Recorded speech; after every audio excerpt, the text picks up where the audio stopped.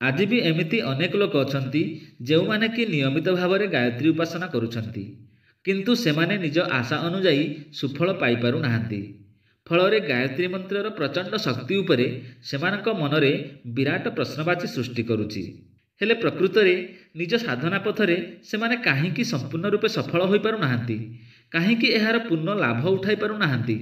एहार एकमात्र कारण हेउछि सेमानक असंपूर्ण उपासना क्रम।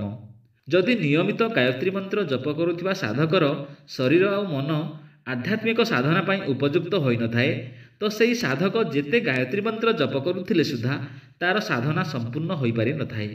जदि साधारण रीतिनीति रे गायत्री महामंत्र जप करा जाए तो एहार किंचित मात्र लाभ उठा जाई पारे, मात्र संपूर्ण लाभ उठा जाई पारि नथाए।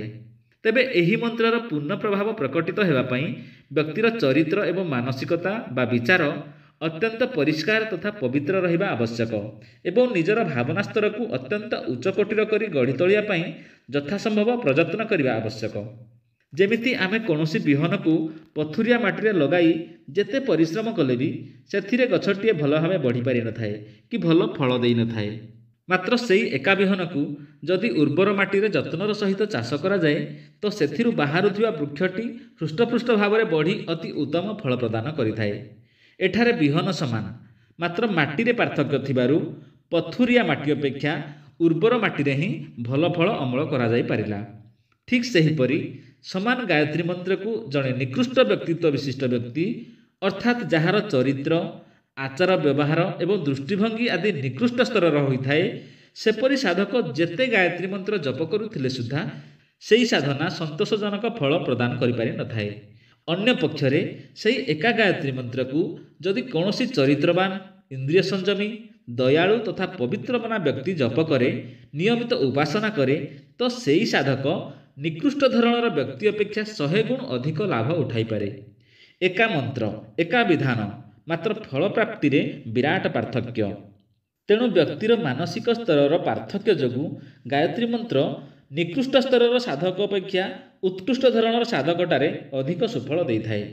तेणु जेउमाने गायत्री मंत्रर प्रकृत लाभ उठाइबा पई चाहिथांती सेमाने नियमित भाव में गायत्री मंत्र जप सहित निजर आंतरिक एवं व्यवहारिक जीवन में ब्राह्मणत्व उत्पन्न करने उचित, अर्थात निज गुण कर्म एवं स्वभाव में उत्कृष्टता आनिबा उचित। यह सहित निज जीवन में सात्विक भाव बा पवित्रता मध्य आनिबा उचित।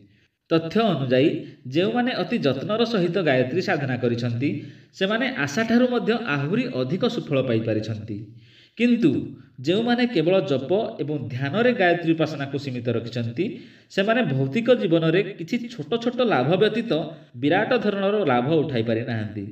जदि आमे शारीरिक एवं मानसिक अनाचार करिबा तो आमर आत्मशक्ति एते मात्रा रे क्षीण हेबाकु लागे जे आमे निस्तेज होई पड़ी रहंती। आजिकाली अनेक लोक भजन पूजन करुथिले भी एभली शारीरिक एवं मानसिक अनाचार जोगु निस्तेज जीवन अतिबाहित करुछंती।